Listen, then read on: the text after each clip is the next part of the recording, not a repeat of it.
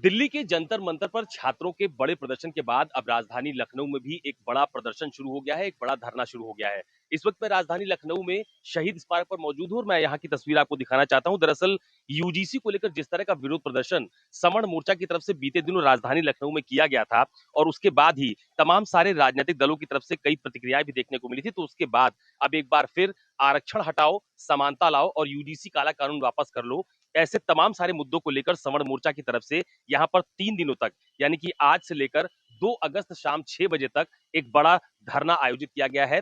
तमाम सारे सवर्ण मोर्चा से जुड़े हुए लोग हमारे साथ मौजूद हैं, लेकिन उसके पहले आपको उनके हाथों में जो छोटे छोटे स्टिक्स हैं वो आपको दिखा देता हूं कि यूजीसी रोल बैक, ये तमाम सारा एक बड़ा मुद्दा है जिसको लेकर लोग यहाँ पर अपना धरना दे रहे हैं। मेरे साथ संदीप सिंह जी मौजूद हैं जो कि सवर्ण मोर्चा के अध्यक्ष भी हैं, उनसे बात करता हूँ। संदीप जी, ये 3 दिनों का जो धरना आप लोग दे रहे हैं, मुख्य उद्देश्य क्या है? मुख्य उद्देश्य तो पहले तो ये शंखनाद है यूजीसी को लेकर और आरक्षण में समानता, क्योंकि 80 बरस इस देश की आजादी को हो गए, जिसको जो फायदा लेना था वो ले चुका। अब क्रीमी लेयर भी नहीं हट रही है और लगातार आरक्षण प्रदेश वाइज बढ़ता जा रहा है। तो ऐसे में क्या हम लोगों को इन सरकारों ने संवैधानिक अछूत मान लिया है? हम लोगों की इस लोकतंत्र में कोई हैसियत या औकात नहीं रह गई है कि जब इस देश में आजादी की लड़ाई लड़ी जा रही थी, जब इस देश में मुगलों से लड़ाई लड़ी जा रही थी, तो तुम्हारे खून ने इस देश की नदियों को लाल क्यों नहीं कर दिया था? हमारे खून ने लाल किया था।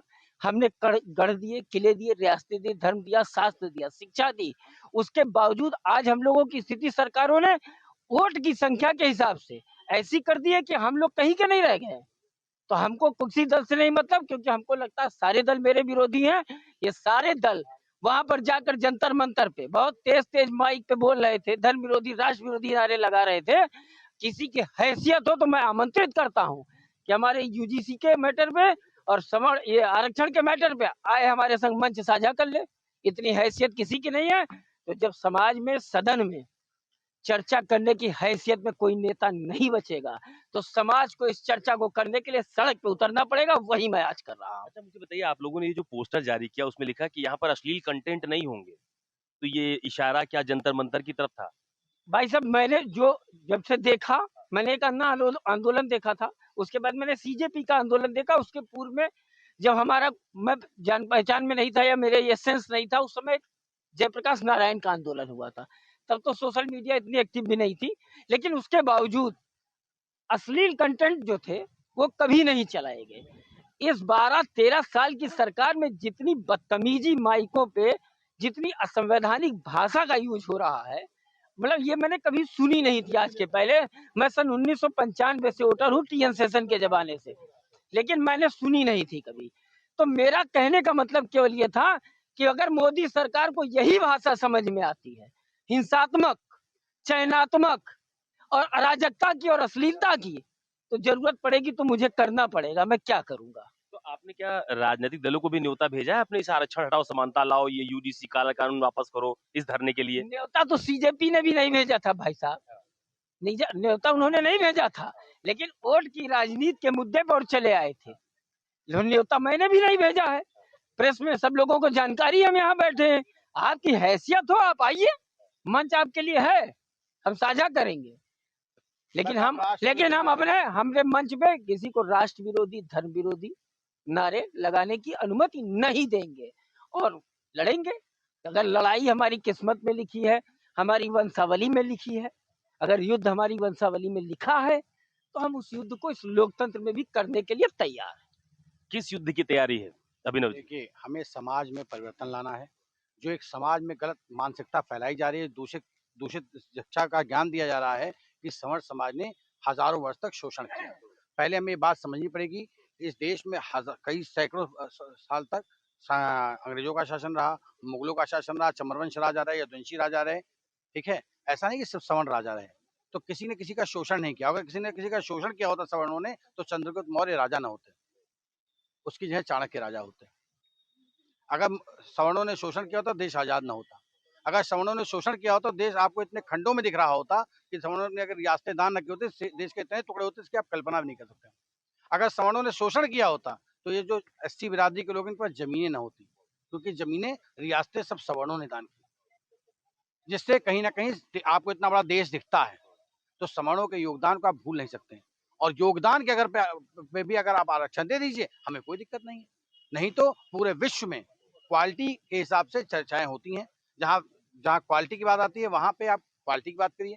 98% 95% लाने वाले लड़के का अगर सिलेक्शन नहीं हो रहा है और 50% लाने वाले लड़के का सिलेक्शन हो रहा है, तो कहीं ना कहीं हम क्वालिटी के साथ समझौता कर रहे हैं।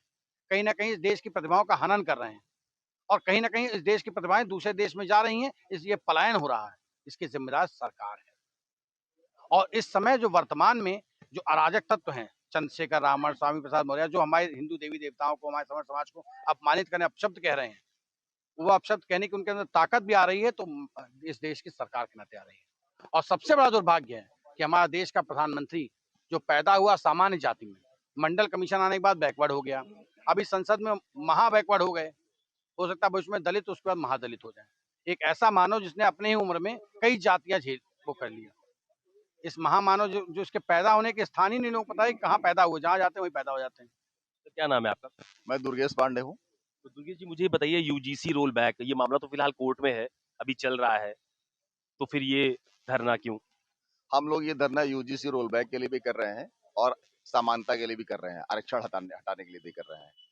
हम लोगों को ये बात अब बहुत अच्छे से समझ में आ गई, सवर्ण समाज ये समझ गया है। देखिए, हम लोगों ने मुगलों से लड़ाई किसने करी? सवर्ण समाज ने लड़ी। क्यों करी? क्योंकि वो अत्याचार बर्दाश्त नहीं करते हैं।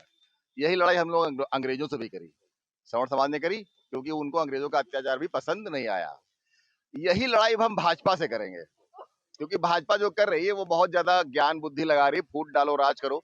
ये यूजीसी उसी का एक डेमो लिया है इन्होंने, ये इसका प्रैक्टिकल कर रहे हैं, इसका इस्तेमाल कर रहे हैं कि देखते हैं कि क्या होती है, चीजें क्या होती हैं। जैसे इन्होंने SC ST कर दिया, उसमें धाराएं बढ़ा करके लगा दिया।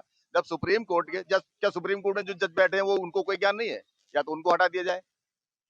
क्यों फुल बेंच ने क्यों ये ऑर्डर दिया कि SC ST एक्ट को हटाया जाए, उसको चेंज किया जाए? उन्होंने जो चेंज किया, फिर ये ज्यादा पढ़े लिखे हैं सरकार के लोग जो ऐसे यूजीसी जैसा नियम ले आ रहे हैं? इन्होंने SC ST वापस कर दिया, बढ़ा के धारा।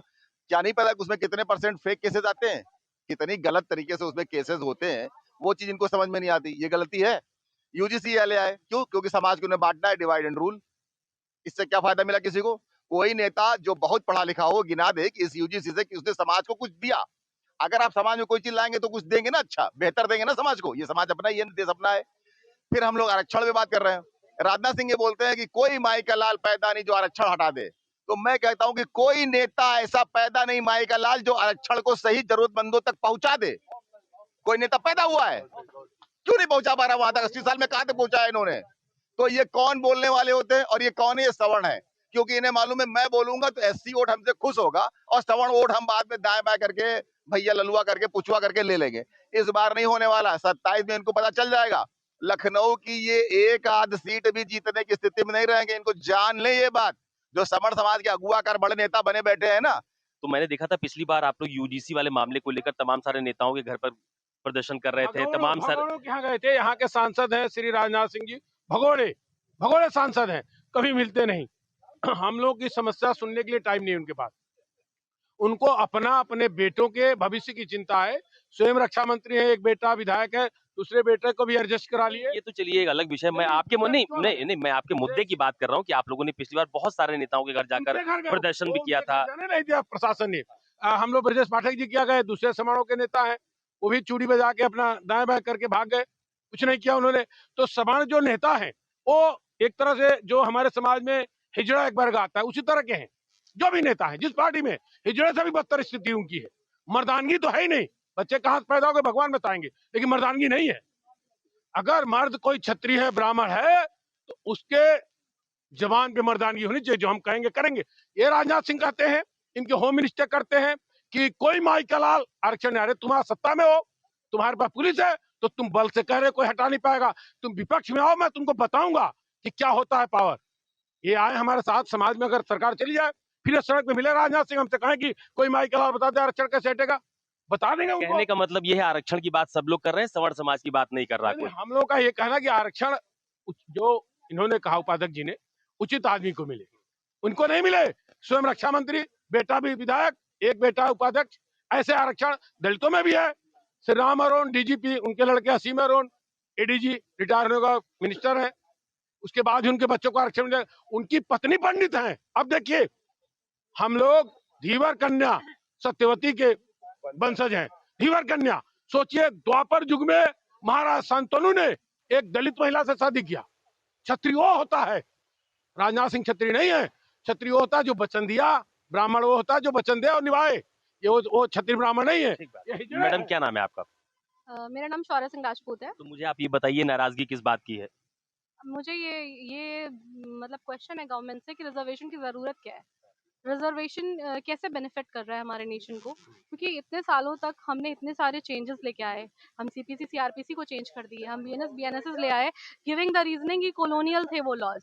तो मुझे लगता है रिजर्वेशन सबसे कॉलोनियल एक्ट है, क्योंकि आप कुछ सालों पहले कोई चीजें हुई थी, मैं मानती हूँ एट्रोसिटीज हुई होंगी, उस टाइम के सिचुएशन के हिसाब से ड्राफ्ट किया गया रिजर्वेशन बिल।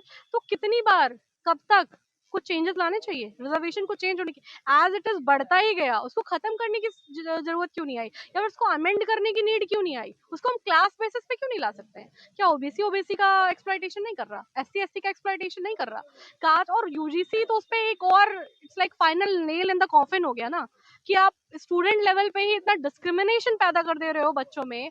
एक कंप्लेंट के रॉप, जैसे एससी एसटी एक्ट एक बार एक टाइम के लिए, कुछ टाइम के लिए लागू हुआ था, फिर उसमें चेंजेस लाने पड़े थे कि कंप्लेंट बेसिस पे ही सामने वाले को इतना एक्शन हो जा रहा है कि उसकी पूरा फ्यूचर बर्बाद हो जा रहा है, वो अपनी स्टडीज कंटिन्यू नहीं कर पा रहा, वो आगे अपनी लाइफ में क्या करेंगे? वो बच्चे, हमारे आगे आने वाले छोटे भाई बहन जो होंगे, वो क्या करेंगे? क्योंकि उनको तो एक कंप्लेंट बेसिस पे, अगर मान लीजिए मेरी आपसे कोई पर्सनल लेवल पे खुद नजर, मैंने जाके डीन को कोई कंप्लेंट दे दी, उनका फ्यूचर तो आ गया ना, और खराब हो गया देयर क्वेश्चन। उसका उसके लिए, उससे क्या आप लगता है आप एक इक्वल समाज बना पाएंगे, एक अनडिस्क्रिमिनेटेड समाज बना पाएंगे? आप बनाएंगे पोटेंशियल क्रिमिनल्स, क्योंकि उनके पास सर्विस नहीं होगी, उनके पास जॉब्स नहीं होगी। आप किसी भी क्रिमिनल साइकोलॉजी को पढ़िए, किसी भी साइकोलॉजी जो ये कहती है, जो वर्ग क्राइम की तरफ जाता है, कहीं ना कहीं उसका सबसे बड़ा रीजन होता है इनइक्वालिटी। उन्होंने कहीं ना कहीं किसी दौर में इनइक्वालिटी या उनकी फैमिली ने फेस करी होती है। जिस बेसिस पे आप रिजर्वेशन दे रहे हैं कि बिकॉज दे वर एक्सप्लॉइटेड, तो आप क्या चाहते हैं कि आगे आने वाले 20 सालों में हम उतना एक्सप्लॉइट होके नीचे पहुंच जाए कि हमारा सवर्ण समाज का कोई भी बच्चा सर्विस क्लास में ना बैठा हो? तब आप जाके इस मुद्दे को उठाएंगे।